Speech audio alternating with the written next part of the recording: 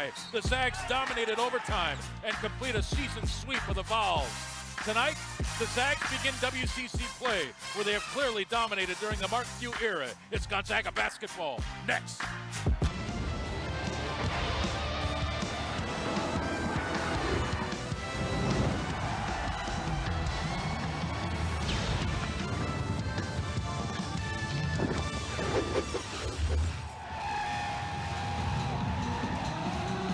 Well, Gonzaga had lost 3 in a row and 4 of 5. And they ended the second longest home winning streak in the nation with that win over Tennessee. And now they come home, and these fans have been waiting for. Welcome inside Spokane's McCarthy Athletic Center as West Coast Conference play gets underway here tonight for these two programs. Gonzaga hosting the University of Portland as we take a look now at the standings in the West Coast Conference. 4 teams got it all going last night. St. Mary's with a win over Santa Clara by a point, and San Diego defeated San Francisco. So will Gonzaga, or will it be Portland with their first win of the West Coast Conference? Keep in mind, the last time Gonzaga played in this building, they lost to another team from the city of Portland. That was Portland State. I'm Greg Heister. This is Craig Elo. Craig, I think the Zags re-energized and got some of that confidence back with that win over Tennessee. That was a huge win in Tennessee. They knew they could go back there and be in a comfortable situation. Even though it's a big gym, they had already beaten Tennessee once, so it was a huge win, and they got a couple of good performances from a couple of players. Yeah, Mark Few needed a player to step up, and Matt Bolden did that, tied a career high, but this was clearly the best game of his career. No question about it. It was the best I saw Matt Bolden play in a Gonzaga uniform, moving without the basketball, knocking down shots from the outside. And then this young man really stepped up and was aggressive shooting the basketball. Just what the Zags needed was a shot in the arm. Was Austin Day playing like he did against the Volunteers. Yeah, Austin was 6 of 13 shooting, 3 of 4 from behind the arc in that game. All right, Portland, Eric Reveneau, the head coach, has this team rising. They're good defensively, they can shoot the 3, and they're scrappy, Craig. This is a good basketball team tonight. Well, Coach Reveneau is a great recruiter. He's got a young team, the 8th youngest in the country, but he's got them playing really well because of Nick Ravio. Everybody knows Ravio here, of course, because of his brother Derek, but the young man that can score. Look at that, 16.2, 4th in the WCC right now. And as Craig said, of course, his brother was Derek Ravio, a former West Coast Conference Player of the Year here for Gonzaga. His father was one of the great players in the history of Portland. And from one West Coast Conference player to another, Jeremy Pargo, the reigning WCC Player of the Year, hoping to lead his Zags to the first win of the year in West Coast Conference play. Starting lineups, tip-off when we come back. And welcome back inside the McCarthy Athletic Center as we now get moments away from the start of Gonzaga and the University of Portland. Greg Heiser and Craig Elo. It's an exciting night here in Spokane as Gonzaga looks to begin another West Coast Conference home season with a win. They've done it 13 consecutive years now. And this Portland team will not be easy to beat tonight. For whatever reason over the years, Portland has never been afraid to play Gonzaga. They always play them well. As we look at the Pilot starting lineups, Ravio, Campbell, the junior college transfer, Robin Smelders of Germany, Ethan Niedermeyer can really shoot the 3. And then Kramer Knutson will be in the starting lineup for Eric Reveneau, now in his 3rd season, 27 wins, 51 losses, but with a 9-6 record this year, already equaling their 9 wins from a year ago. Starting lineup for Gonzaga: Pargo, Bolden, Stephen Gray gets a 2nd consecutive start, Austin Day, and Josh Heitfeld.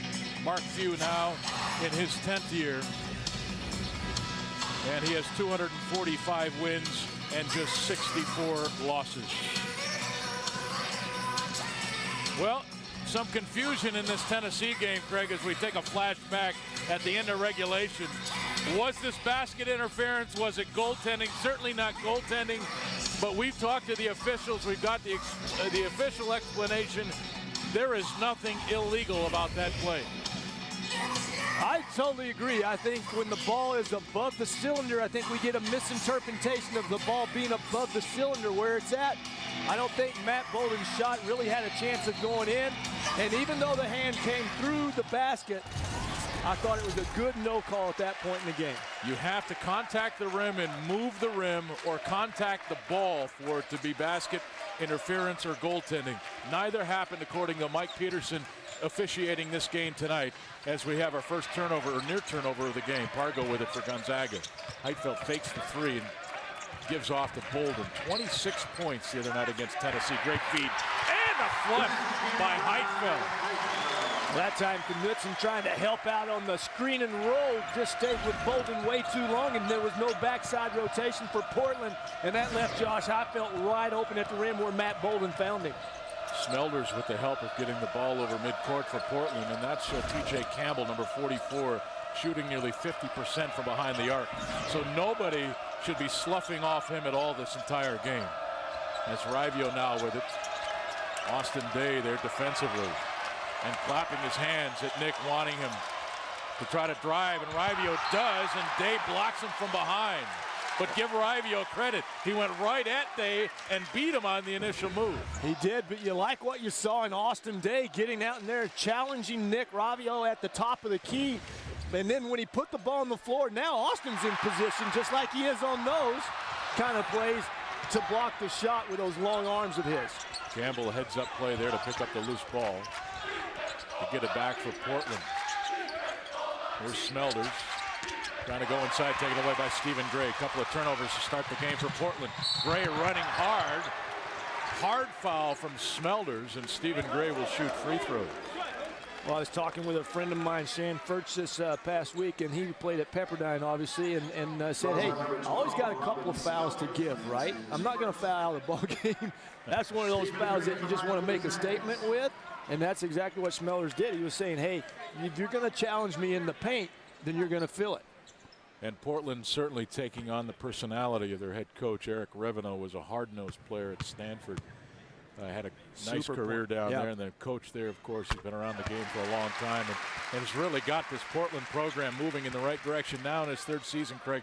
You're starting to see his recruits in this program now, and his style of play is emerging. Yeah, it's like you said, it's what, 3-4 years when you're a head coach, that's when your system really takes place, and then the guys that you recruit are coming into their own then.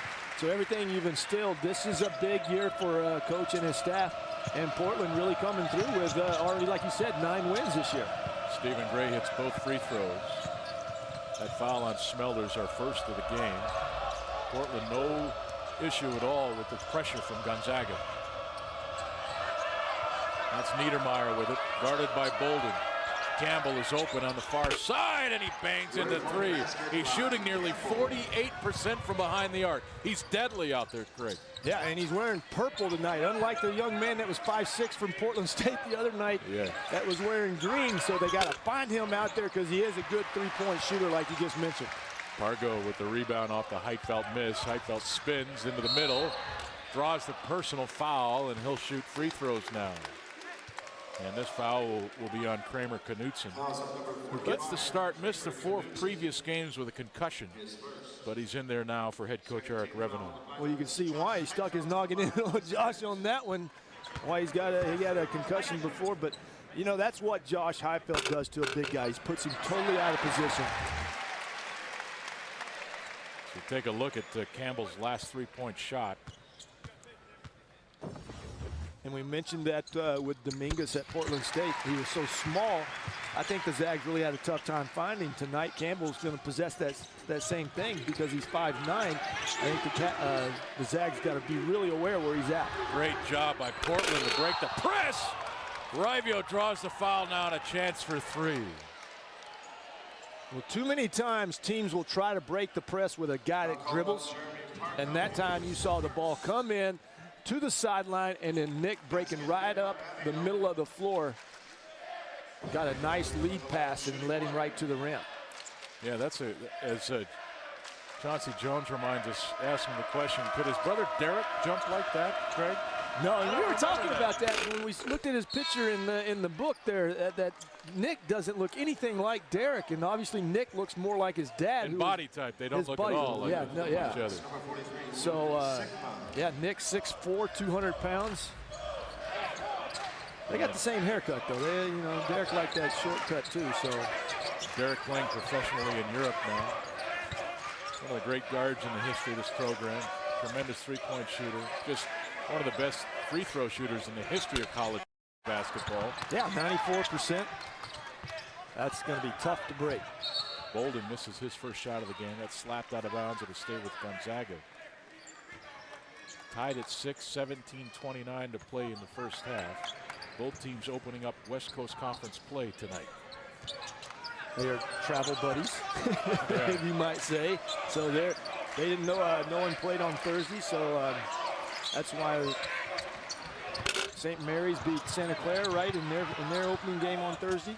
Gray with a miss, now Campbell with it. We'll explain travel buddies here in a moment. Great feed inside. Sigma with a chance for three. Great look inside. Campbell can play. Coach Few told me earlier today that T.J. Campbell was quite a find for Portland out of Glendale Community College in Phoenix. Yeah, you would think that the Arizona State and Arizona would be down there on him. How he gets out of Arizona at all with the skills that he's possessed. Rivio, the offensive rebound, missed the putback. But Knutson with a rebound, and now Gray takes it back. 2-on-1 for Gonzaga. Pargo over Campbell, the lay-in. Tough basket. Nice execution by Gray and Pargo. Yeah, 2-on-1, that's exactly what you want to do, is move the defender, and they made Campbell move, and Campbell actually did a nice job of recovering and getting back in front of Jeremy Pargo and challenging the shot, but there's that 6'2" stout body of Pargo taking littler guys to the rim. Rivio trying to drive on Gray. Sigma, mid-range jumper, good. And Portland with a 10-8 lead. Pass up court to Bolden. Well, Luke does something that most guys won't do. You see him take that step in and knock that shot down. Most guys will shoot where you're from or where you're standing. Great look by Bolden. Gray missed the three, though. Yeah, the Zags do a really nice job of penetrating on the baseline, and then the shooters like Gray and Downs and Bolden all get in the passer's vision. Rivio trying to create space. Now he gets it to Niedermeyer. To the post, Sigma. Backing away over Bolden. Bolden with good defense there. Pargo, Gray. Heitfeld wanting it.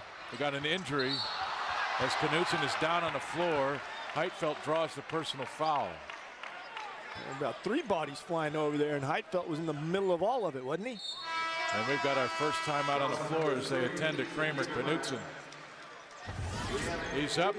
Portland with a 2-point lead. 15:44 to play, first half.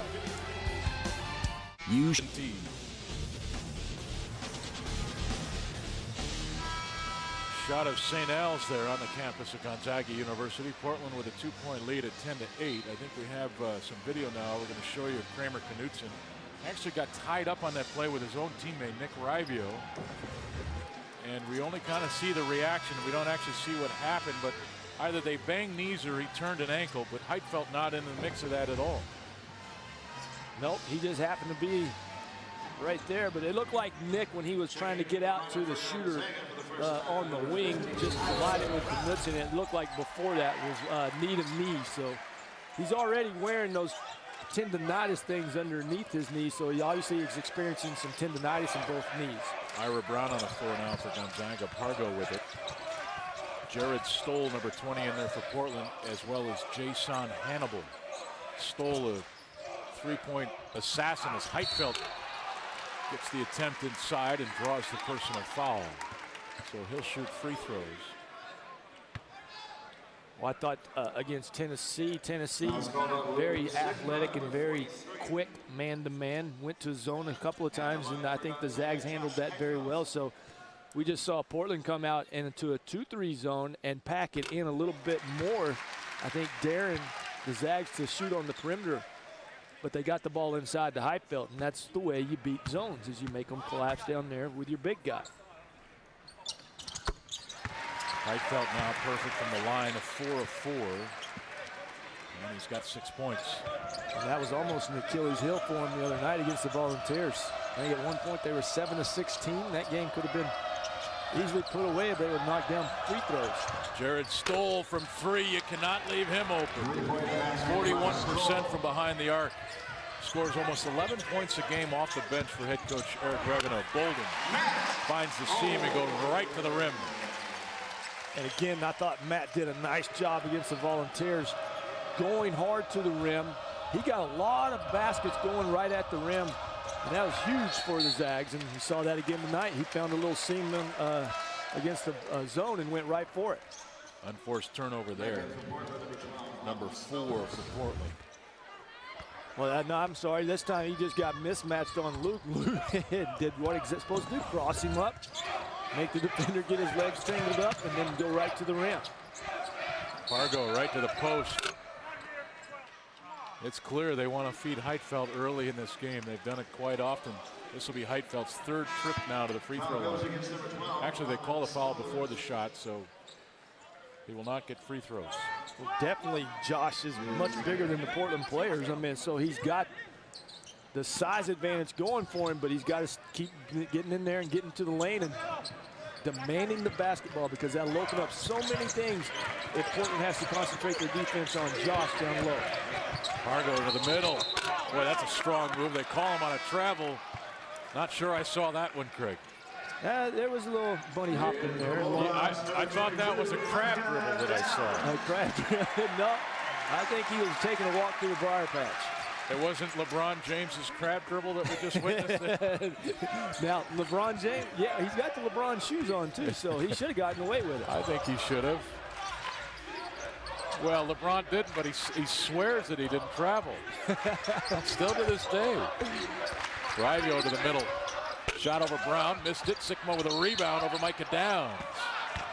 And Micah Downs called for the personal foul. I tell you, that's what Portland does very well too, is offensively, they will get extra opportunities because they really concentrate on going to the board on missed shots. And guys like Luke Sigma, who's been taught by his dad, I'm sure, on taking the baseline inside out, gets a lot of opportunities for Portland to get second chance points. Campbell backs it out and resets. This is Niedermeyer with it. Fargo right up in the grill. And now Rivio and Ira Brown right there. Rivio able to get around him. Bounce pass to Campbell. Got Bolden in the air. Shoots the 3. That one's off. Rebound Sikma. Downs nicked it away. But Niedermeyer came up with it. 3 ball by Stoll is off. Heitfeld with the rebound. And a foul called on Josh Heitfeld. His first. Team's 4th. I'm telling you, the Portland guys may not be bigger than the Zags out there, but they get in there into the paint and they start pushing and shoving, going after those offensive rebounds. That time, this is their 3rd possession? Now their 3rd opportunity in this possession, yeah. We've seen Rivio go right around Austin Day. We've seen him go right around Ira Brown. Those are quicker players in theory. How's he doing it? Well, I think because they close out way too close on him, and he's a driver at heart. He loves putting the ball on the floor and trying to get to the rim. So I think I would just step back off of him one, arm length and give him a little room where I can take the drive away from him and make him shoot from outside. So he did it to Matt Bolden there too. Just a quick first step with that push dribble. Campbell, 3. That one's way off. Austin Day runs it down, throws it away. Now you're sitting there looking at Austin saying, okay, whose fault is that? Well, that's Austin's fault. Matt Bolden wasn't looking. Look, his head's totally turned. And you know who else's fault it is? I'm going to get on Jeremy a little bit. Jeremy, go get the basketball from Austin Day so you can get the break going. Yeah, but in fairness to Jeremy, I don't know if he had time. And the other problem, too, Austin threw it to the left of Bolden. He did. Instead of throwing it to the inside of the court. I will tell you right now, yeah, Austin, that was a bad pass. You got to wait. But let's give Austin some credit here. This is a play maybe earlier in the season or last year where Austin may not have taken responsibility for it. He obviously took responsibility for that play right there. He sure did. He stepped up. Well, he knew right away it was his mistake. when he sees it on the replay, he's going to see that it was a bad pass. Bolden was not even looking. And they say before you pass the ball, what? Get eye contact. Taishi Ito, number 5, a 2-year starter for Portland, now in his junior year, coming off the bench. Into the game, number 5. He has the basketball now. Kramer Knutson back in there for Portland as well. 10 on the shot clock.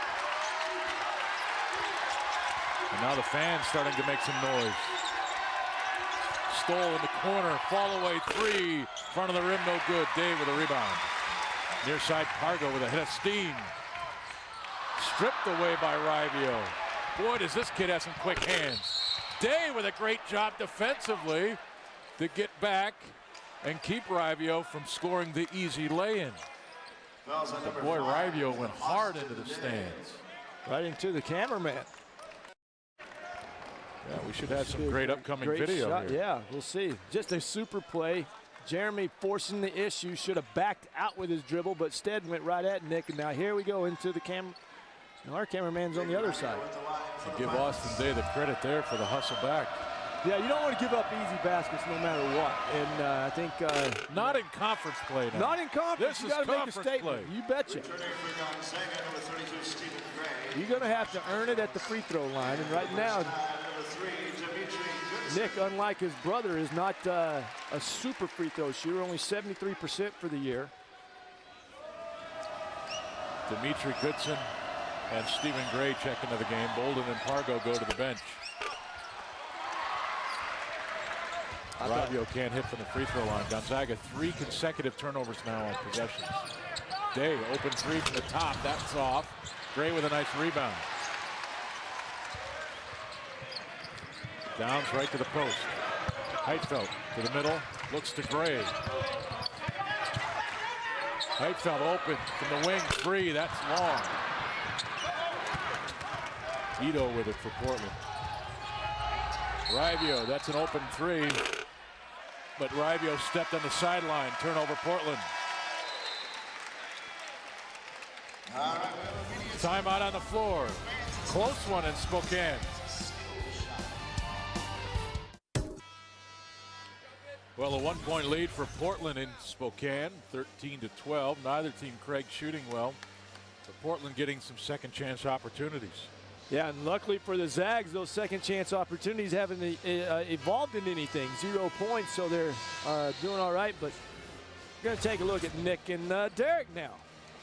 Yeah, the comparison to former West Coast Conference Player of the Year, Derek for Gonzaga, and now Nick, a rising star, just a junior at Portland, and look at the numbers he's putting up. Yeah, shooting a little bit better from the field, but a little 2 points short of Derek's senior year, but that's the main one right there, 96%. I cut him short. I said 94. It's 96. Nick's got to take a few pointers from his brother, get that percentage up. It's been over 3 minutes since either team has scored a field goal.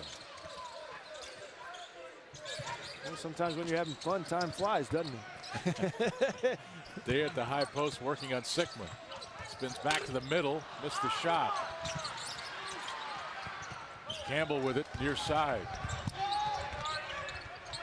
Trying to go around Goodson to the baseline. Stoll in the corner, Downs closing in well there. Give the Zags credit, Craig. They're playing with a lot of energy on the defensive end. Really out contesting everybody behind the arc.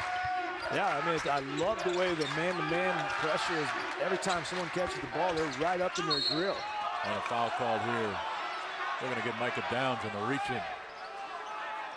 Actually, Austin Day. Number 5, Austin Day. That's his second. And both teams, that's the Bulldogs' 16 foul. Pilots only had 5 team fouls, so pretty even there. But that's 2 on Day now. That's an important number there for Gonzaga fans. Day's going to have to go out of the game. Bolden replaces him. Yeah. He's so prone to picking up another quick one that you got to protect him by some time because he's so valuable for you on the offensive end. Sigma with a nice seal there on Bolden. Missed the shot. Knutson with a putback. Bolden with a rebound. That time, slow rotation down from the top by Matt Bolden allowed Knutson to get that rebound.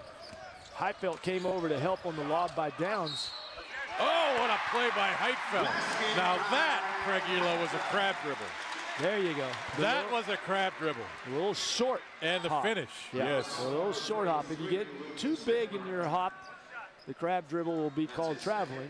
But if you keep it short and fast like Josh just did, then you can get away with it. Heifeld really looking for his offense in the early going here. His first miss from the free throw line. He's now 4 of 5, but he's got 8 points. And I think he posed a big problem for it. Oh, nice meet, ready to come up from behind. Goodson with the steal. Can he beat Campbell? The spin! Oh, give credit to Sigma for getting back with the defense. Picked up the personal foul, however. Well, you said that this Portland team has taken on Coach Reveno's demeanor. It obviously has. I mean, that was a great play by Luke Sigma. He could have jogged back leisurely and let Meach get a point, but the ball was taken from him. He doesn't jog back, and he knows Campbell's in front, so he's making him spin. And Luke does a nice job. I didn't know if, looked like he got a clean block, but it must have been the body contact. Goodson gives Gonzaga a 2-point lead at 15-13. Sigma goes to the bench with 3 personal fouls. So Sigma 3 in the first almost 10 minutes of the game. Goodson hits them both. And again, the Zags extend the press or pressure. Portland able to handle it. The Zags just want opportunistic press. They want to take advantage of the first pass in and see if they can get a steal. And if they can't get a steal, then they're going to back off and just guard you and try to make you go from one side of the floor to the other. Foul called here on Goodson. Crowd doesn't like the call. Last 9 possessions for Portland, Craig. They've missed 7 straight shots and 2 turnovers, so they're in a bit of a funk right now offensively, but Campbell will shoot a 1-and-1. I think the offensive rebounding, like you said, has kept Portland in this game.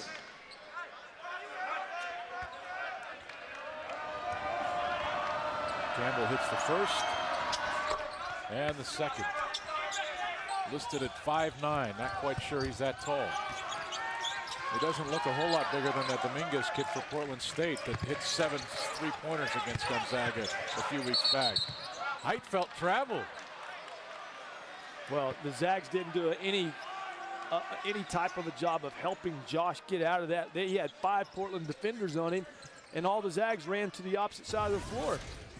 They got to be able to do some post-reaction off of Josh, get into his vision where you can see. Give him options. Give him options, and that time he had no options whatsoever. Everybody was standing on one side of the floor. Campbell around Bolden. Heifeld with a block at the rim. Goodson now on the open floor. Bolden, transition 3, short. And a foul inside. This is on Ethan Niedermeyer, number 3. And this will be number 2 on Niedermeyer. 8 now on Portland. Great block by Josh Heifeld, staying right in his position and then keeping it in play. That's what we always talk about. If you're going to block a shot, don't put it in the front row. Keep it where your team can get it, and that time Meach gets it and goes, and I thought did a really good job of running the fast break.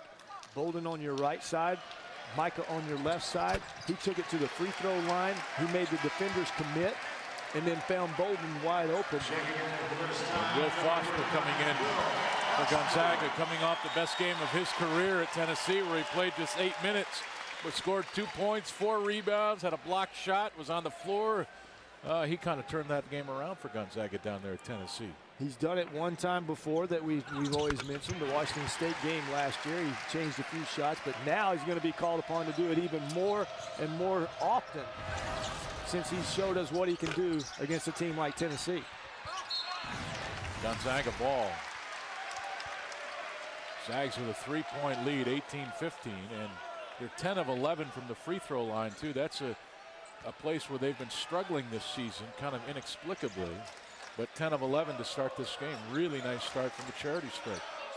Yeah, you win a lot of ball games from the free throw line. And Stephen Gray buries it from behind the arc. His first make of the game. He's got 5 points with a couple of free throws. And at 6-point lead, this is Gonzaga's largest. Yeah, your top echelon teams shoot usually either 71 to 75% from the free throw line. Right now, the Zags only 68% on the year. Nice interior defense that time by Gonzaga. Down, this is an open three from the top, that's off. Foster over the back of Knudsen. Will is listed at 7'4". I think if he was 7'5", he may have gotten away with that one. Yeah, one more inch would have got him exactly what he needed to get that ball away from Knudsen. Gonzaga on an 11-2 run. I don't think I've ever had a conversation with Will. I should ask him what his inseam is and what his sleeve length is. What do you think his sleeve length is? Mine's 37.5, and I'm 6'6". Your what is 7.5? 37.5. 37.5. Sleeve is your sleeve length. I bet you his has got to be 43. You think it's 6 more inches? Oh yeah. I was thinking maybe 10. You're not that tall, Elo. I mean, I'm 6'5", and you're a good 2 or 3 inches shorter than me. No, Dana Haynes said I was taller than you. You are taller. It just ticks me off. The officials over there getting something figured out. Last 6.5 minutes, Portland is 0 for 9 shooting with 4 turnovers.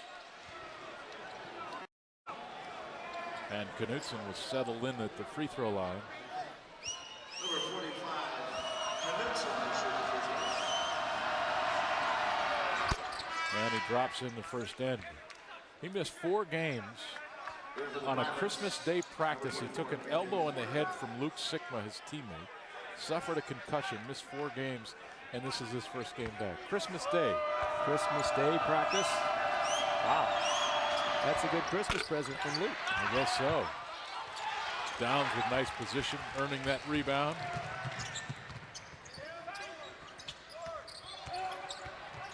Knudsen flashing out at Bolden that time. You see, with Will Foster, he can do that. He can stay with Matt Bolden a little bit longer because Will Foster does not roll to the basket as well as Josh Heifeld does. Pargo up off the bench, and an offensive foul called on Ethan Niedermeyer. So he picks up 3 now. That's 9 team fouls on Portland. Well, that is Nick Ravio's fault because when you got a guy coming to set a screen for you, you can't be moving. Way too early. Nick started dribbling way too early before Ethan got over there, and Matt made the defender move. And see, he's moving, and he steps right into Stevens' hip, and that is an offensive foul. And Coach Revido now with 2 players with 3 personal fouls. Luke Sikma and Ethan Niedermeyer, both with 3 personal fouls, and we still have 8 minutes and 19 seconds to play in the first half. So his bench is going to get tested in this game. It's obvious. Yeah, with 2 of your starters with 3 fouls, actually Luke's a reserve, but 2 guys that play vital roles for you in the course of the game are sitting on the bench right now with 3 fouls with 8 minutes left in the first half. The bench is definitely going to be tested here. Of course, Luke from Bellevue, Washington, now a sophomore. Father Jack Sikma. You played against Jack. How good was he? Jack, you know, don't let him fool you either. That they said he always had a shake after the game. That was not a milkshake after the game. No, he developed that Sigma shot, what they call the post turning and facing the post and then stepping away. And he had that kind of unorthodox shot where he held it behind his head and no one could block it at being 6'10". So, no, Jack won a championship with the Sonics in 1979. Bolden, 17 feet long. Rebound by Ravio. And he'll dribble with the left hand. Pargo stops him.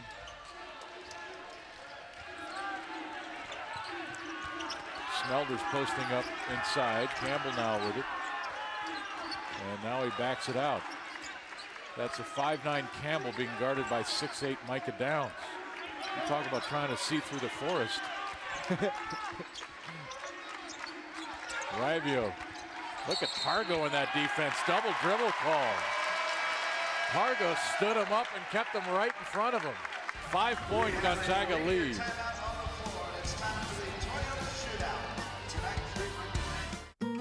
Murphy's on Gonzaga game days for the Slam Dunk deal.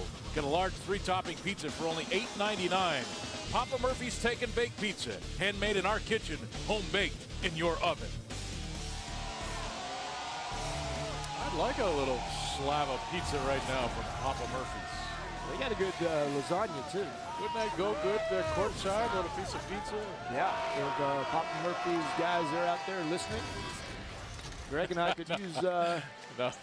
use one I real think quick. that's in a contract that's illegal or something. Oh, they Something can't about deliver it to payola the or game? something, I don't know. They can't deliver it? Well, they can deliver it if you're going to buy it. Greg Heister and Craig Elo were courtside in Spokane, Washington for the start of the West Coast Conference play for Gonzaga and the University of Portland.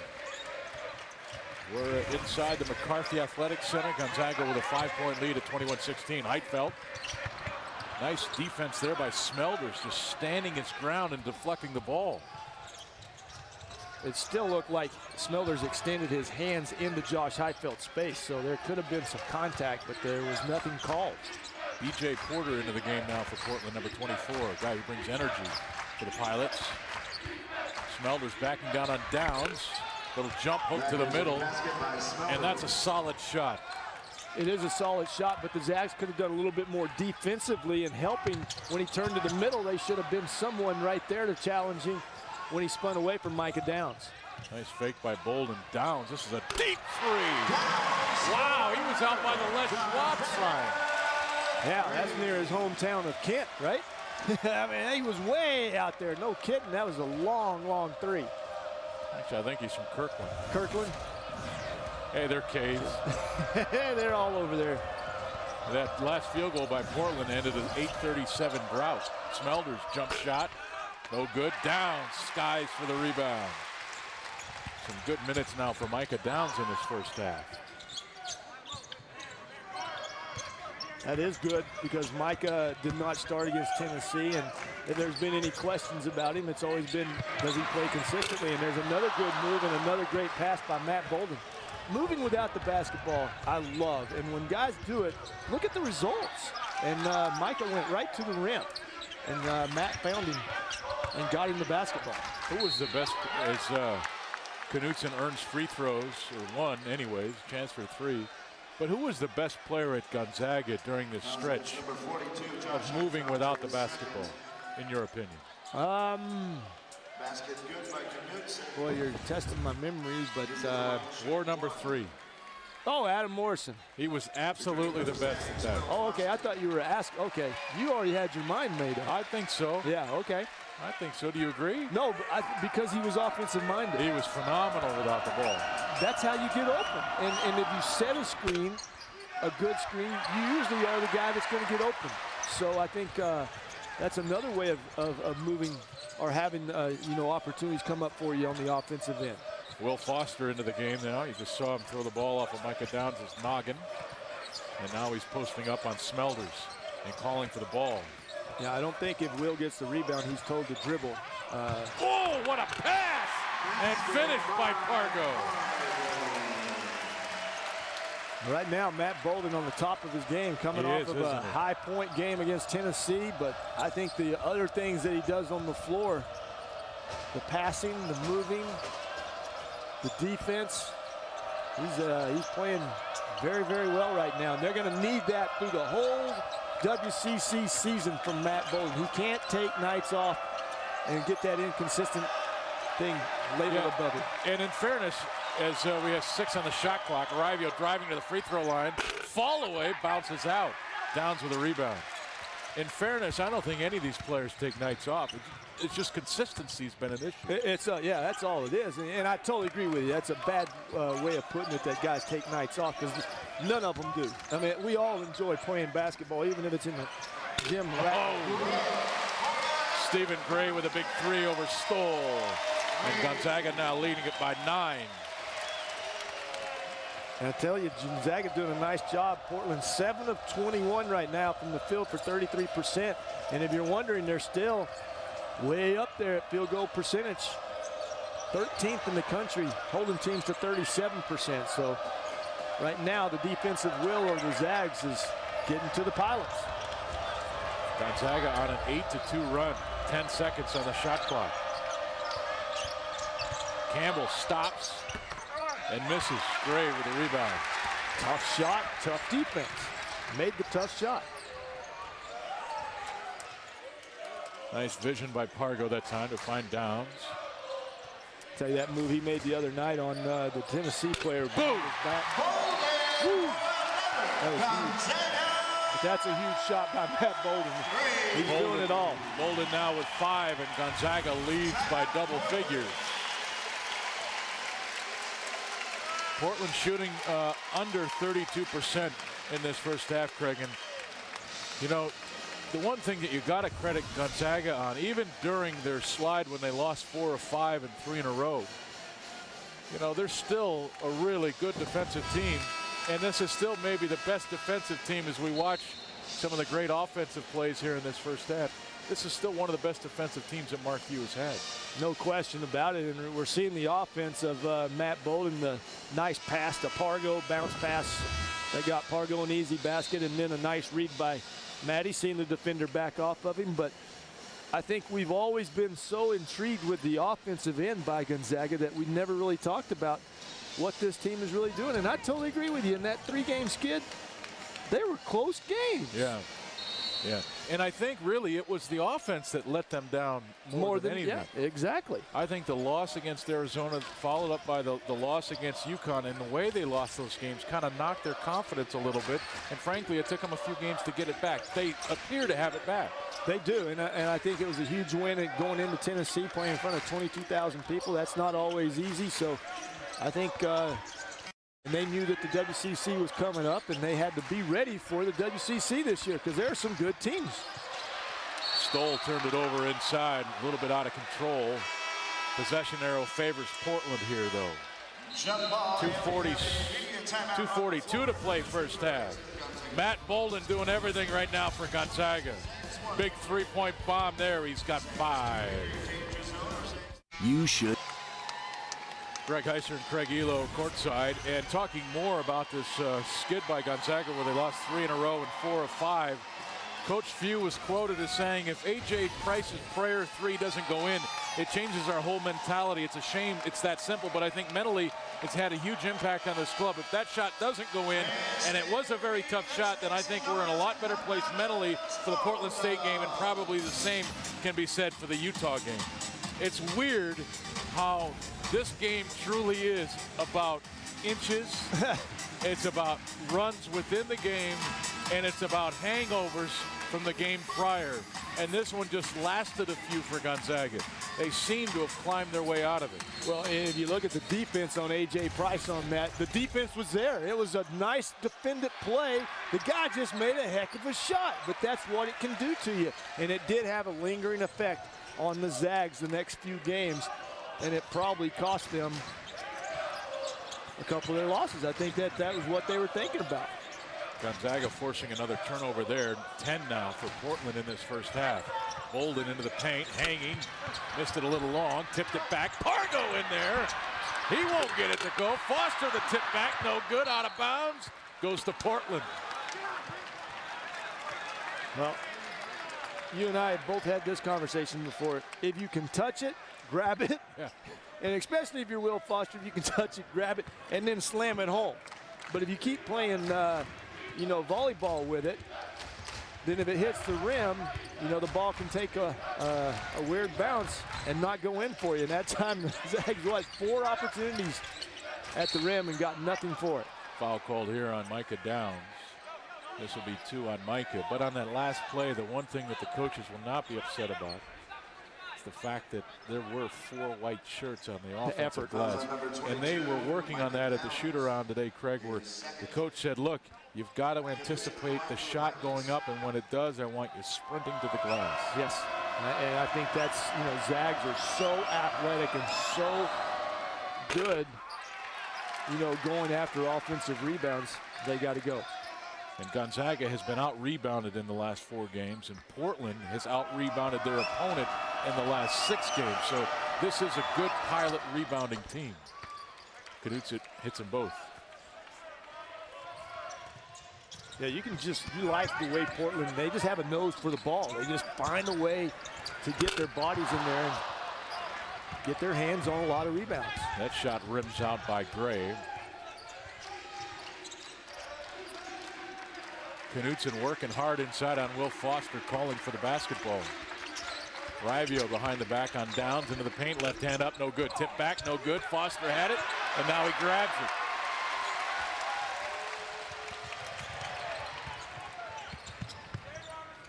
Pargo on the baseline. Pargo, boy, he's crafty in there. He wanted the foul, but he'll have to settle for the basket.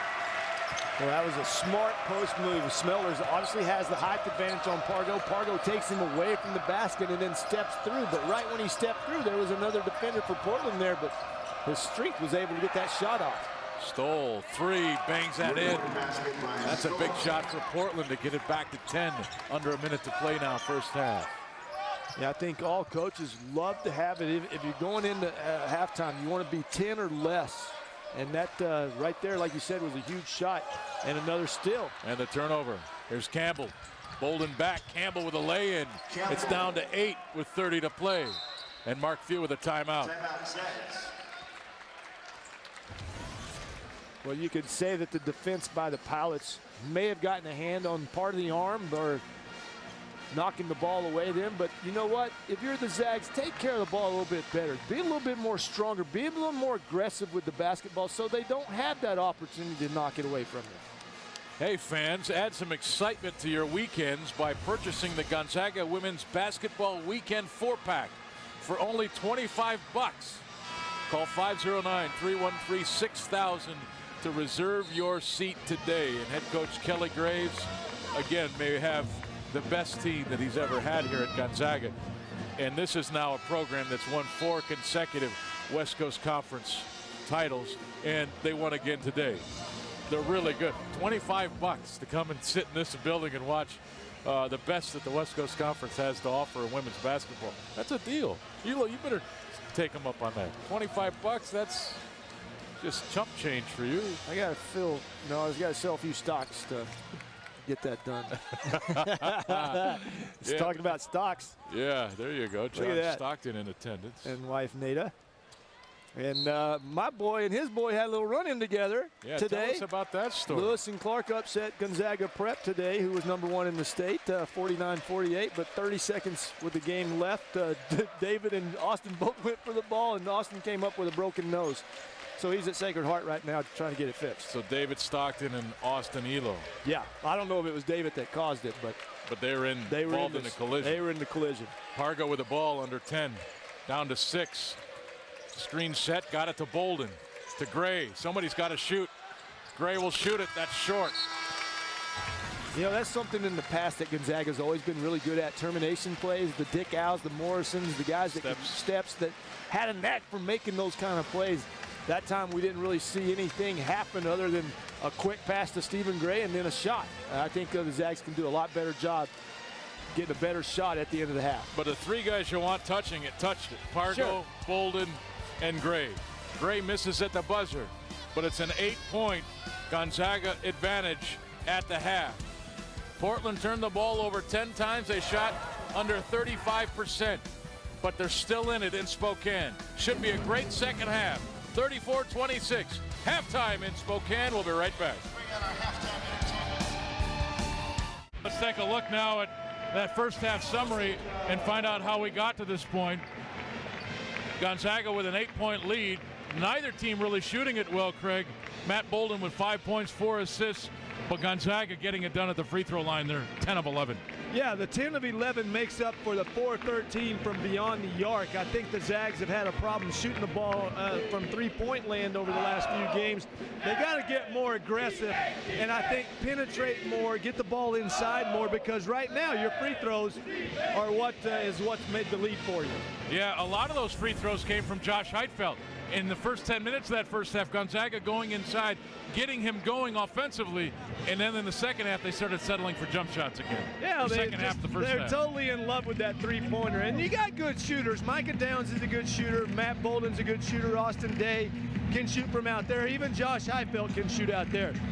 Will Foster? No. Robert Sacre? No. They can't shoot from out there. But I think they get so intrigued with it, thinking that it's going to open up so much more for the game. I think you got to go the opposite way. You got to go inside out first. All right, second half straight ahead. Gonzaga leading it by 8.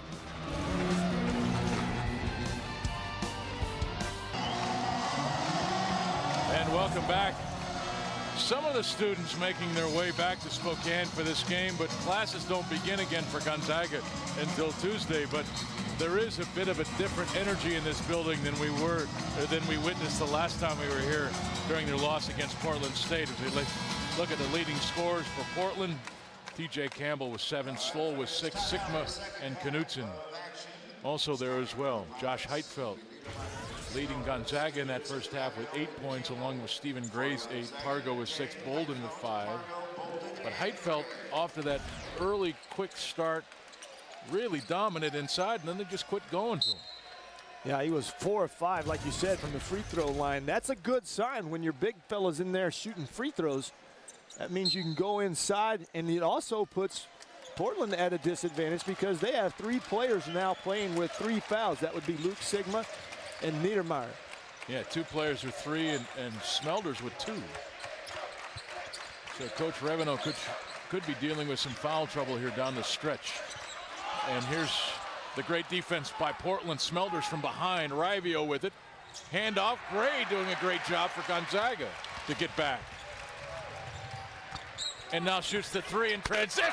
Boy, you talk about doing it all for yourself there.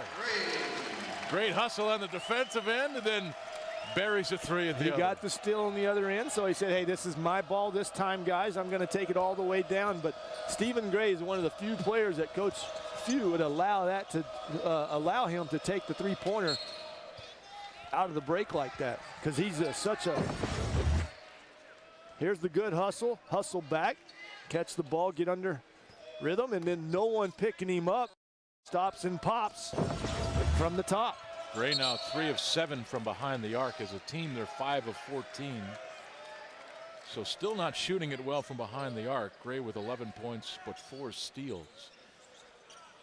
Again, though, Craig, when you can play good defense, it's going to cover up a lot of other areas where you might be deficient. Shooting percentage. Yeah.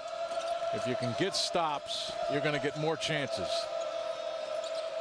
Yeah, and Stephen Gray helping right now with 4 steals. He had another opportunity right there, get his hand up. Nice job by Campbell to get to the rim, but missed the shot. Pargo moving hard. Niedermeyer slowed him down.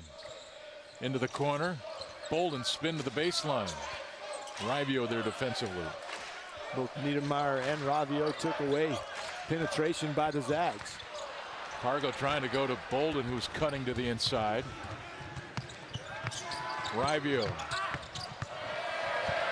missed everything.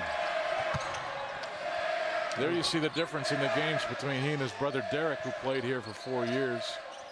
Rivio, one of the best 3-point shooters this program has seen. I don't think he threw up too many air balls. No, Derek absolutely loved taking that shot. Right to Niedermeyer. He missed the 3. Heitfeld, Knutson get tied up, no whistle. Pargo now driving hard. Campbell stripped him away. And now he traveled with no call. Rivio with it. Pretty sloppy basketball, what, 4 possessions? Now, was there a crab dribble in there on that play somewhere? I'm sure there was. There had to be, because that was certainly more than 2 steps. Oh my gosh. Bad lob pass turned into Heitfeld and them getting tangled up. Rivio finally puts it to bed there with a drive and teardrop. Yeah, some over penetration by Pargo, and then finally. Oh, bad. Nice assist, though, to Stephen Gray. Yeah, Gray just dunks it. Well, I think you learn in the 5th grade, if you're falling out of bounds on the basket, you're the wrong end, you don't save it. Because that's exactly what happens is if you save it, it usually turns into a basket for the other team. Oh, Pargo with a near steal there.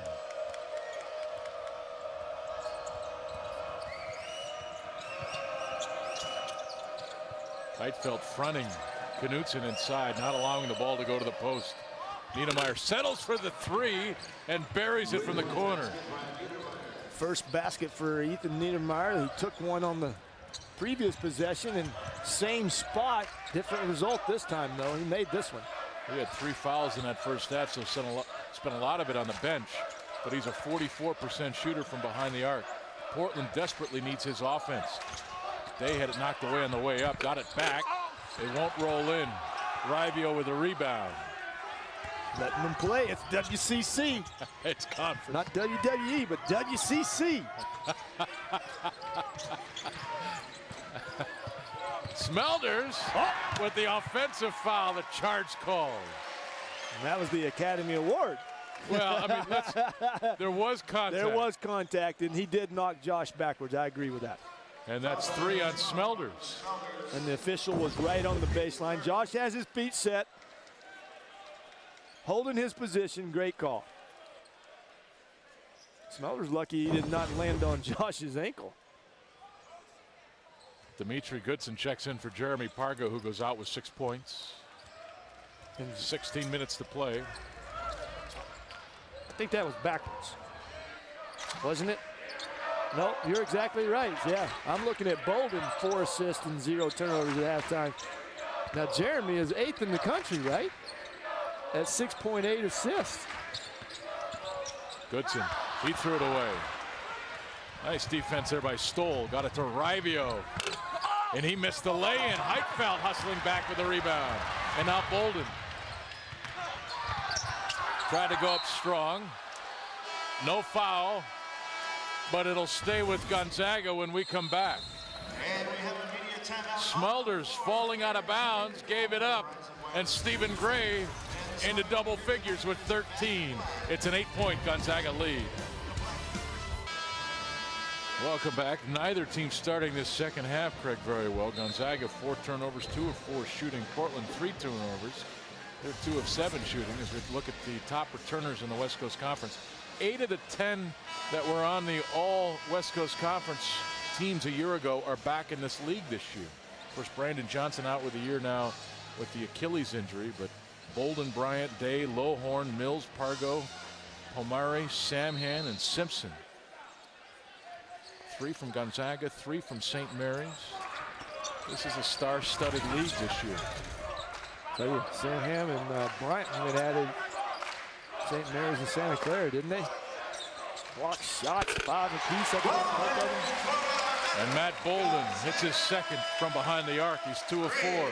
He's got 8 points. Matt just playing very smart basketball right now for the Zags. He's taking good shots. He doesn't force shots. Smelders over Heitfeld. Sigma came out of there with it, almost threw it away. Nice job by Stoll to regain possession. Back to Smelders, into the middle, missed it. Tipped out by Day. Tipped out of bounds, but it's off of Portland.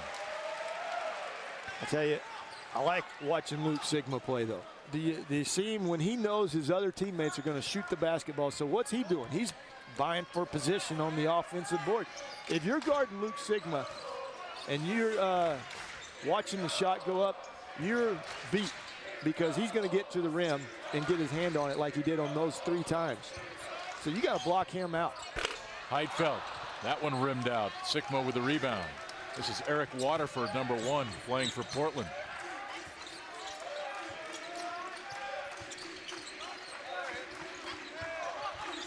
Smelders. Nice move to get Heitfeld into the air, and then he finishes. Head and shoulders. Got Heitfeld up in the air.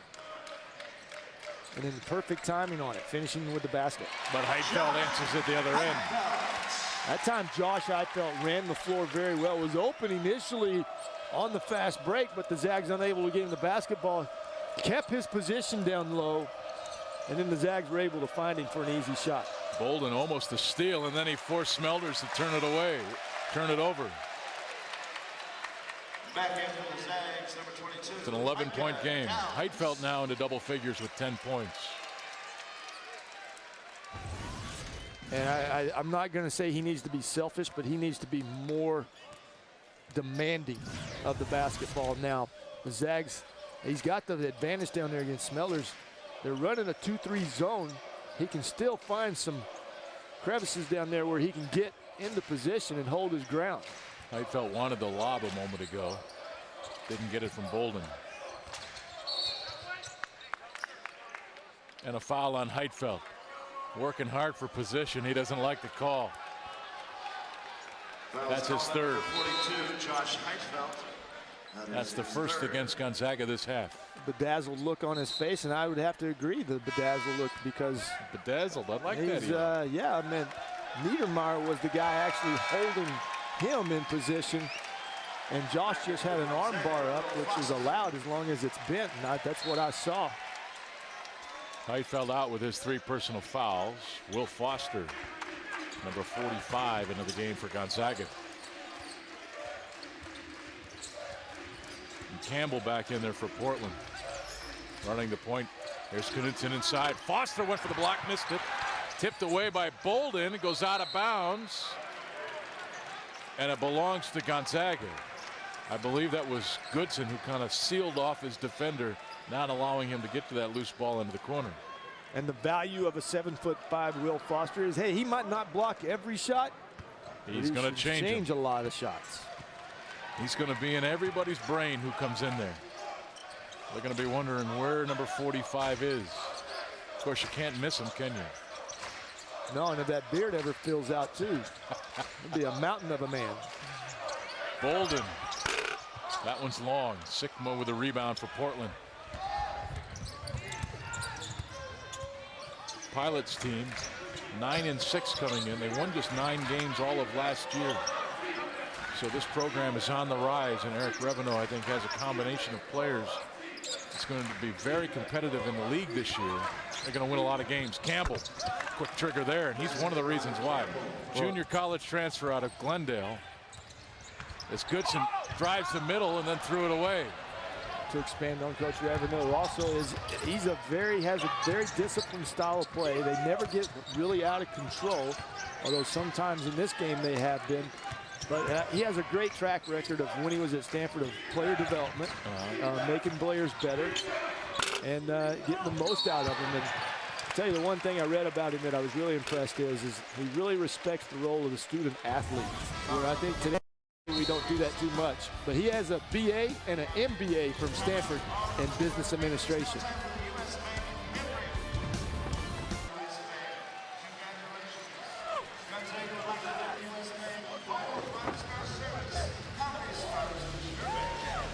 Inland Imaging is the Northwest leader in diagnostic medical imaging and is proud to be the official medical imaging provider for Gonzaga Athletics. Inland Imaging, making a difference in people's lives. Greg Heiser and Craig Elo are courtside. We've got a 9-point Gonzaga lead at 44-35 over Portland as both programs begin West Coast Conference play here tonight. Stephen Gray, 8 points in that first half, Craig, but 5 to start the second half. Yeah, and one was coming off of a bad pass, but this was a great play. He stole the ball on the one end, drove down to the other, and no one read him. And then here's the easy one. Now, come on, Stephen, give us a 360. What's up? But then a 360, that's rich coming from you. Oh, I know. At least a cup dunk. A dunk, something. I mean, he had a great opportunity to really show us something. Pargo back into the game for Gonzaga. Here's Will Foster on the baseline. Sikma's out of the game now for Portland with those 4 personal fouls. So Eric Reveneau having some foul issues now to deal with down the stretch for his Portland team. He's got 2 other players with 3. Shot missed. Foster almost kept it alive for Gonzaga, but this is Campbell with it for Portland. Niedermeyer. The other advantage of being 7'5", Will Foster, you can play behind guys. You don't have to front guys. Remember you said a while ago Josh Heitfeld was fronting the post? Right. If you're 7'5", you just play behind them. Pargo picks up his 2nd personal foul. He's not agreeing with the call. And you know what? I take that back on Stephen Gray. 2 points to me is 2 points. Get 2 points. You don't get style points, right? They don't give you style points. It's okay. It's all right. All right. We know you were all about the dunk when you played. Well, I figured it out when Phil Hubbard finally said, hey, I can't dunk, so I'm going to lay it up. It's worth 2 points.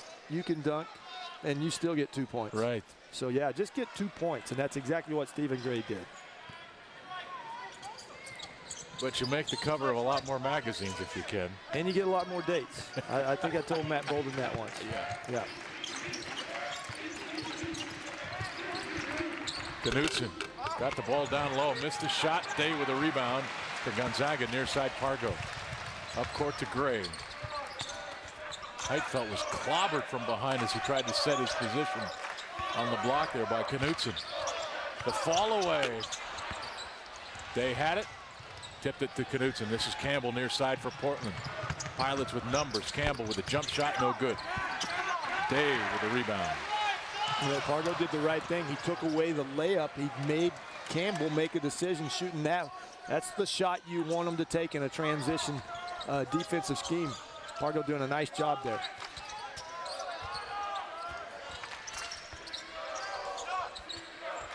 Heitfeld almost traveled. There's Pargo. Great look inside to Day, who missed the shot. Got it back, and he hits it. When you're wondering, that's Austin Day's first basket of the game. Almost certainly is. 9 minutes left, but remember he had 3 fouls in the first half, so he went to or 2 in the first half. Excuse me, that the coach sent him to the bench then, so he didn't get a lot of opportunities in the first half. Well, now 1 of 5 shooting. Wide open is Knutson. There was not a defender within 12 feet. One of Kramer Knutson. One of the best things a defensive team does is talk on defense. I think that's one of the best tools you can use on the defensive end. But if you don't talk, things like what you just saw happens. We'll get another look at it right now as we go to break. But watch, feed to Knutson. He turned around. Nobody was there. Portland staying in it. 9-point game in Spokane. Take a look at the coaches poll. This is how they see the league unfolding this year. Gonzaga picked to win it with St. Mary's, San Diego, Santa Clara. Those 4 teams all really good. There's Portland at number 6, but I think this team's going to win a lot of games, Greg. Well, the 8th youngest team in the country right now with 9 wins. I think the way they play, and then like you said, take on the demeanor of the coach. I think they're a feisty bunch, and they're going to cause a lot of problems. You do not want to let a team like this have any confidence in the game whatsoever. And that time it was Heitfeld feeding the interior to Pargo. The high-low pass. The high-low pass that we've all come accustomed to watching GU play. But oftentimes at Gonzaga, it's with the post players high-low. Yes. 4 to 5 or 5 to 4. But when the point guard gets involved. Well, how many times can you say, hey, Jeremy, you got the height advantage on Tony Campbell. Take him down there. You're a good post player. You're a good. And he got good position and a great pass. That you need a 6'11" guy that can throw that ball down in there. And Pargo doing a nice job of locking and sealing in there. Getting himself an easy basket. And believe you me, he needs a lot of easy baskets to overcome some of the things that are you know, he's fighting with right now. There's Gray, stripped it away, but Smelter's got it back. Threw up a wild one, no good. Day clears another rebound. So Austin now with his 9th rebound of the game. He may not be scoring, Craig, but he's doing something. Pargo can't buy that bucket. That went all the way around. Gonzaga with another chance. And we've got a whistle. And a nice job by Austin Day. He had the Lillard Campbell on him. Instead of using his elbows, he let the ball come to him, right? And trying to keep Campbell away, he held his ground. He didn't push off. He didn't need to because he had the height advantage, and he got the foul called on Campbell. TJ Campbell with a personal foul, his first, team's 3rd. Heitfeld locks, it loads and locks, missed the shot. Downs lost it out of bounds. 8:20 to play, and Gonzaga now, Craig, it's been nearing 23 minutes since they've been to the free throw line. Well, I've told you this before. A perimeter team that shoots on the perimeter will not get to the free throw line unless you're aggressive and actively go towards the rim. There are not going to be fouls called on perimeter shooters because all you're going to do is contest the shot from out there, right? You're not going to foul the guy out there. That's a cardinal rule. You can't foul a jump shooter. Pargo with the backside defensive help. but 10 of 11 free throws, all coming in the first half, and I think most of them came in the first 10 minutes. And Heidfeld took 5 of those 11 attempts. They've quit trying to feed the post to him. Yeah, and you cannot quit being aggressive like that right there. What does the scouting report say about Nick Ravio? Loves to size up his guy and take the ball on the floor to the rim, and we have yet to see any Zag players actually do that. Yeah, and that time Ravio right down through the heart of that Zag defense, and nobody stopped the ball. Nobody stepped in front of him. Great three-point shot. That's long. Downs with a nice rebound and putback. Downs with 5. You know, Micah's got a lot of ability, but that's one thing that I think that he should find his role on this team is being an offensive. I think Matt Bolden, Stephen Gray, and Austin Day are all the offensive threats. But I think if Micah can use his height and his jumping ability to just go after rebounds and putbacks like that, he could be on the floor a lot for the Zags. Ravio, that's off. Day with his 11th rebound, 9th rebound. Let me get my bearings. 10th rebound. I'll get it one of these times. Here's Day inside. They'll go to the free throw line.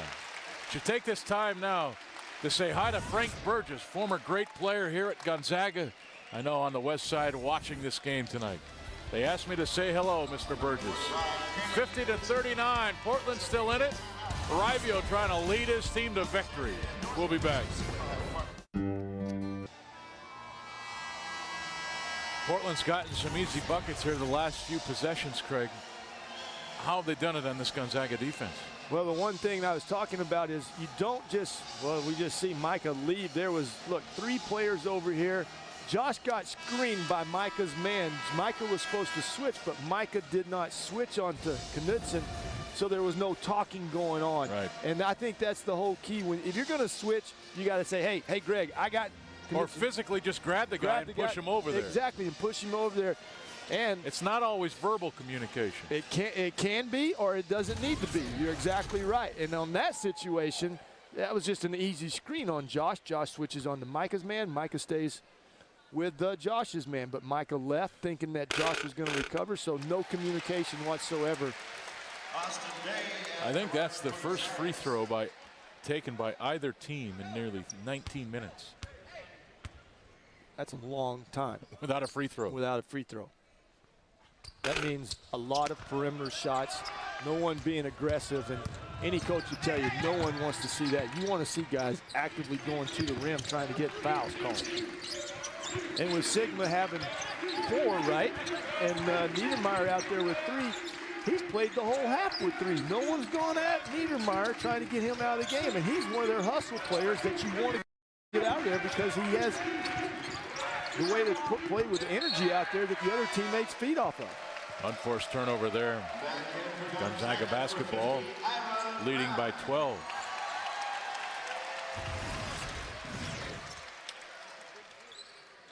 Well, this game's really had no rhythm to it either, has it? I mean, other than the turnovers, both teams turning the ball over pretty regularly. Should be pointed out, too, that this Portland team got into a game with Air Force earlier this year. Final score in that game was 43-42. So they don't mind a slugfest. No. They don't mind a slow down, ugly basketball game.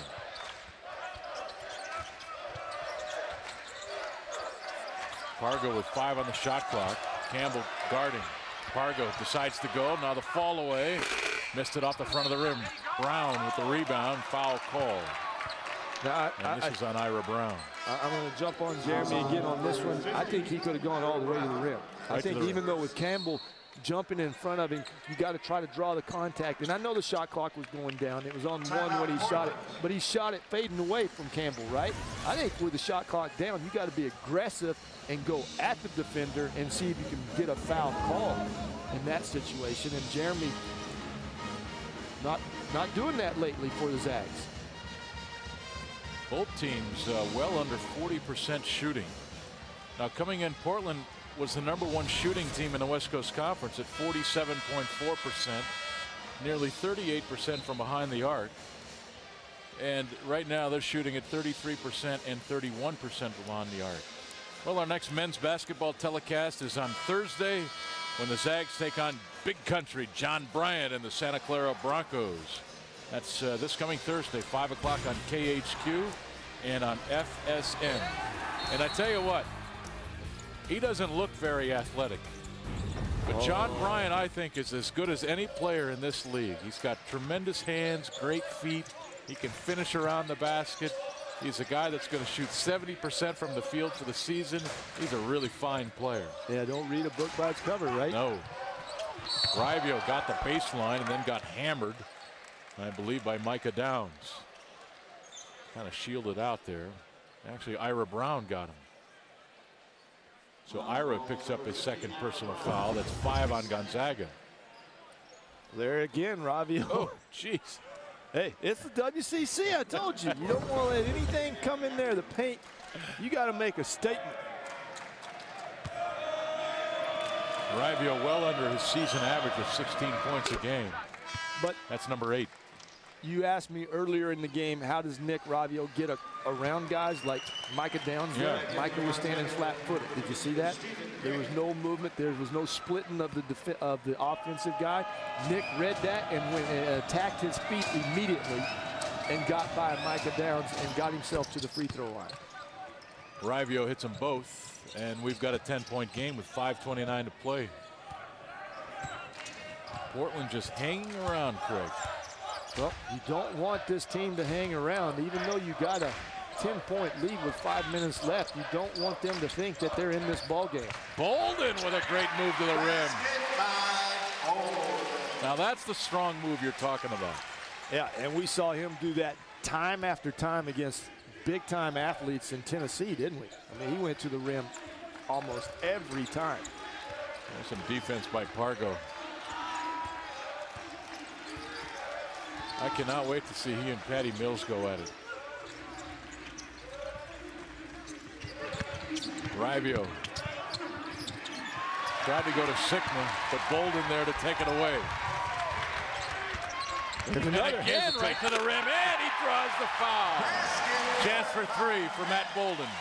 Way to step up, Matty. That was a big-time hesitation, head and shoulders move. Look at this, just right around.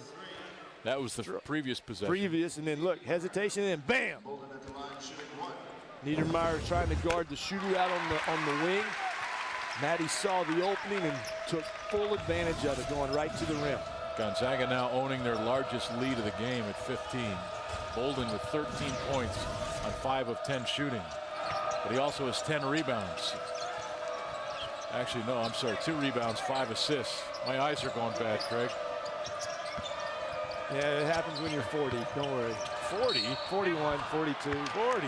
43. I'm not even 35 yet.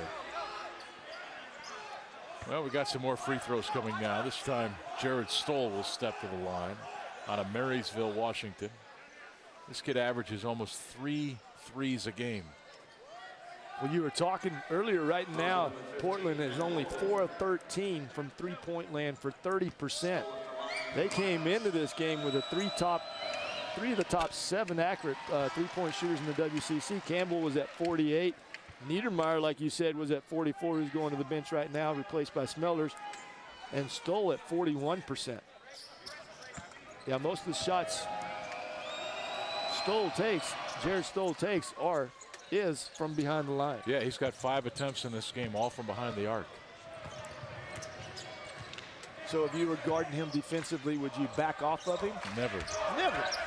You get right up on him and make him put the ball on the floor, which I don't think he's comfortable doing. Great. Nice.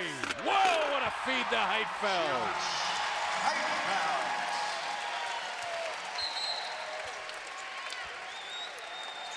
Boy, that's just perfection when you see plays like that. Well, too many times you see guys get into the lane also and try to pass the ball over the top. Where'd Steven go? He went down below. Luke's hands were up in the air.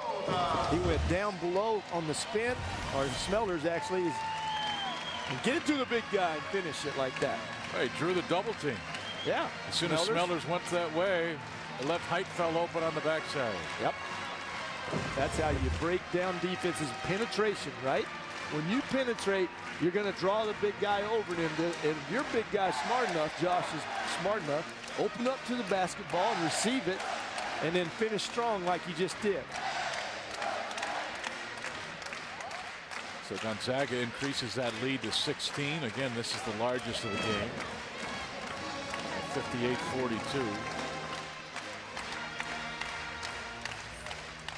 You know, I was looking through the game notes. It's ridiculous what Mark Few has done in the WCC. Oh, I'm going to find that. Whatever it was, his percentage in the WCC. Oh, his winning percentage. Well, I can tell you this: that Gonzaga has won at least a share of 8 straight league titles. They've won 13 straight WCC home openers. The numbers are pretty gaudy. I mean, in his 10 years here, I think he's only lost 13 games in the. They've never won fewer than 23 games in a year in his tenure. 7 times they won 25 or more. At least a share of the title 8 straight seasons and 10 straight appearances now in the NCAA tournament. And these are scores from last night. St. Mary's held off Santa Clara with a shot by Patty Mills, who finished with 31 points, but a 3-point shot, a deep 3, winning that game as the seconds were ticking away. And then Bill Greer with his first win of the league for the Toreros over San Francisco. And there's Downs with the defense. Yeah, see, I think Micah Downs, I think he's more valuable than he knows.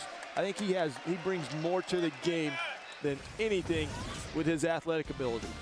Heitfeld with 12 points, and none easier than this one right here. Gonzaga leading it by 16.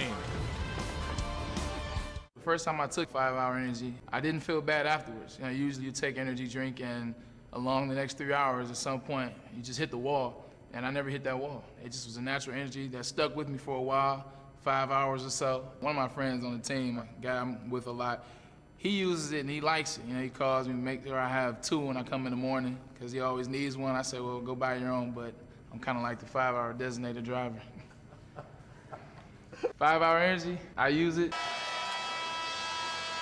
And welcome back. Gonzaga leading it by 16.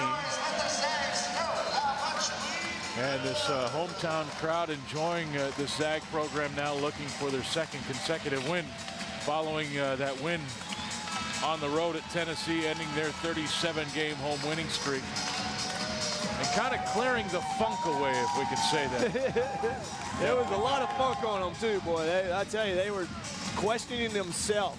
And there's a young man questioning himself. Look at that, 0 assists. That hasn't happened in a long time. He'll get it going, though, Craig. You know anything about Jeremy Pargo? This kid is as tough as they come. As Waterford called with the personal foul, but he's not had a game without an assist in 76 games. And is it a confidence issue right now for Jeremy? I think he puts so much on his shoulders, and he thinks, if you know, he let his team down in that UConn game. The bad pass, the dribble into penetration where he lost the ball, and then AJ shooting. I mean, it's just a lot of things, and accumulation of a lot of things that happened to him that just kind of questions a guy sometimes. But you saw that. He made a free throw. He's happy. Yeah. That's all he needs is well, one the only thing I can say about the UConn game, get over it. Get over it. You move on. Get over it. Yeah, you forget about that because you got a next night opportunity. And I tell you, the move he put on the Tennessee guy at the end of the game the other night behind the back, that's a super move. But he's got to start doing that full game for the Zags because you know what? You and I both kind of agree.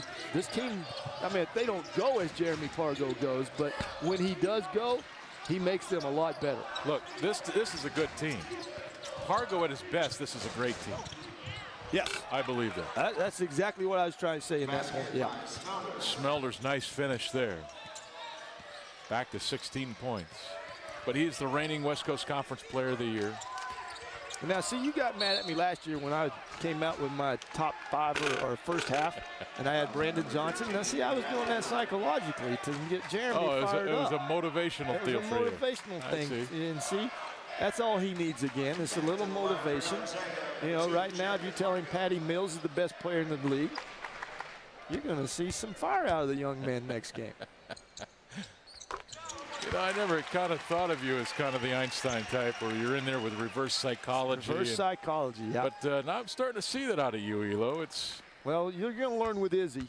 You know, you're going to have to use some of that reverse psychology stuff.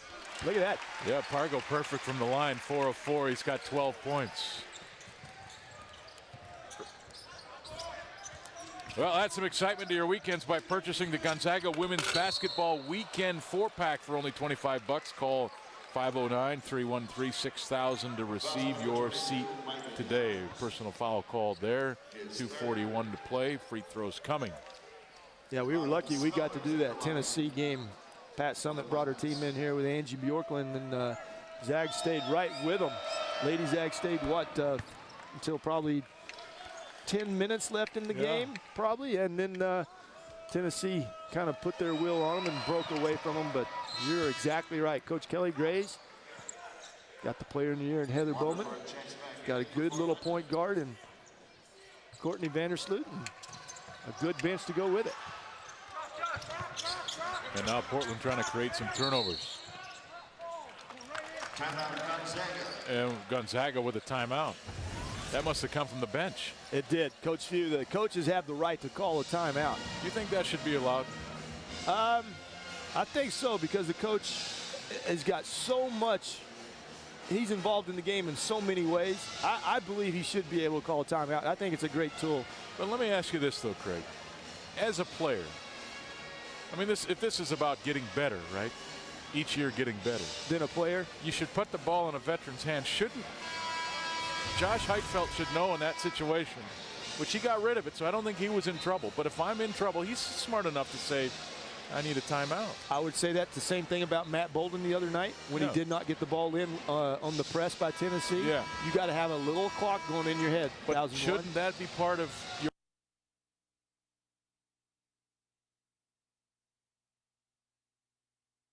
would want guys to feel like I would have guys on the floor that could be able to do that, but just in case they can't do it with the activity going on and the excitement going on and everything happening, then I would like that avenue to have the coach be able to call a timeout. It just seems odd that so much is left on the players to win the game. And they've got to be, you know, especially if you can play at Gonzaga, we're talking about, you know, a playbook that's seems like days old or days long, but yet you're going to take that decision out of their hands and put it in somebody that's 50 feet away who can call timeout whenever. I don't know. But isn't that the coach's job to draw up stuff like that and make sure your team has the best opportunities? Tell you what, Heitfeld is so good, and I don't mean to take it in a different direction, but he is so good with the glass. Oh, he's one of those few that still use the backboard and does a really nice job. When he gets that step back away from the post and gets a clear look at that 15-footer, 12-footer, and he's got an angle, he's going to use it. Minute 49 to play. And you know what I like about it? And this may sound odd, but it's when you shoot to the backboard, you put a little bit more on it because you got to get it a little further, right? So you're never really short. So I've always been a real fan of if you've got a chance to use the backboard, it just makes you shoot a little, at least get the ball up and get a chance. Now, you can't shoot from the corner, obviously, where there's no backboard angle. Bolden now with 14 points. Ties Heitfeld for the lead of the game. Pargo checks out with 12 points, 3 rebounds, 4 of 7 shooting, 4 for 4 from the line.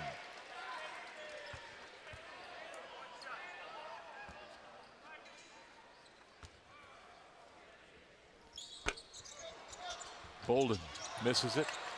Had a chance at the offensive rebound. It's Portland basketball with a minute 46 to play. Portland bench, they have a little work to do, but they can't drop their heads. Still, you know, a young team like we talked about. They got a great leader. They got some good clogs or components to their team. They're going to be a feisty bunch. They're going to cause some problems in the WCC. Stoll with his 6th attempt from 3. And there's his season average. He dumps it in.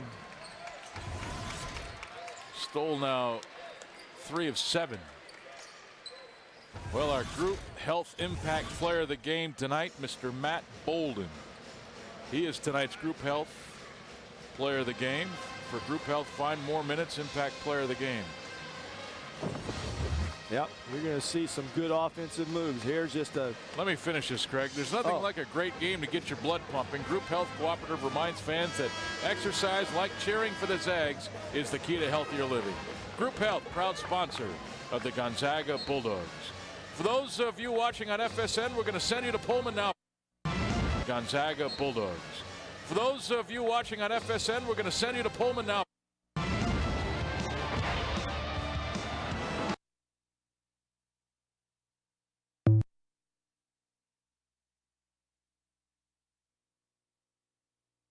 Them getting an adjustment.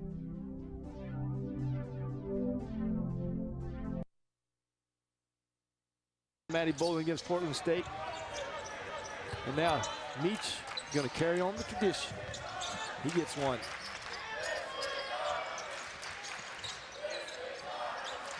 This is Nemanja Mitrovic, number 33 with the ball. Sigma backdoor.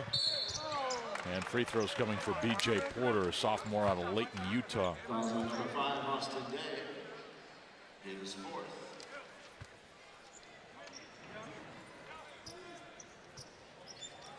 Foul called on Day. Under a minute to play. Craig, and now, of course, once you get into the league, these games come fast and furious. It's Santa Clara up next for Gonzaga on Thursday night. And then it's San Francisco next Saturday. But both here, so it's 3 straight home games. That's what I was going to say. If you're a coach, you love starting your conference out with 3 straight home games. Portland, then, of course, their travel partner, which I don't think we ever explained earlier like I said we would. But Buddy. Travel buddy. The travel buddy. Yeah. They travel at the same time. So when Gonzaga goes to Pepperdine, they're playing LMU. When Gonzaga plays LMU, Portland plays Pepperdine. And they usually stay at the same hotels? We do. We see these guys in purple a lot. Yep. Downs. Long on the 3 ball. Tipped out by Goodson. Blue ball. Yeah, you remember in Toy Story, he said, make sure you got your travel buddy so you don't get left at home. I did not see. Oh, Izzy's got to see Toy Story. Well, she will in time, but not yet, for crying out loud. She does like to watch the NFL, though. Oh, that's good. They love that motion, don't they, on the screen? National Football League. And, you know, I forgot, Mark Few had a baby on New Year's Day? He did. New Year's Day? He did. Was he the first one in the country? Little Colt. No, not in the country. Came at, I believe, around 5 a.m. Is when they already rung it in then, didn't they? So in around 7. But congratulations. Yeah, little Colt, number 4. It's Coach Few and Coach Reveno greeting at midcourt. They'll meet again down in Portland, and I guarantee you it'll be a different game. Oh, the crowd will be crazy down there. Same place. Fans, please direct your attention to the video boards. It's now well, it wasn't pretty, Craig, but Gonzaga ended up getting that shooting percentage over 40%. They finished at 43. Portland got it to 33. And Portland won the rebounding margin by 1, 36-35. But nonetheless, Gonzaga's now won 2 in a row. And for the 14th consecutive year, they open their home conference play with a win. Matt Bolden had 14 points, so did Josh Heitfeld. Gray with 13, Pargo with 12. I'm Heister. He's Elo for the rest of the crew. Good night. We will see you Thursday night, Santa Clara and Gonzaga.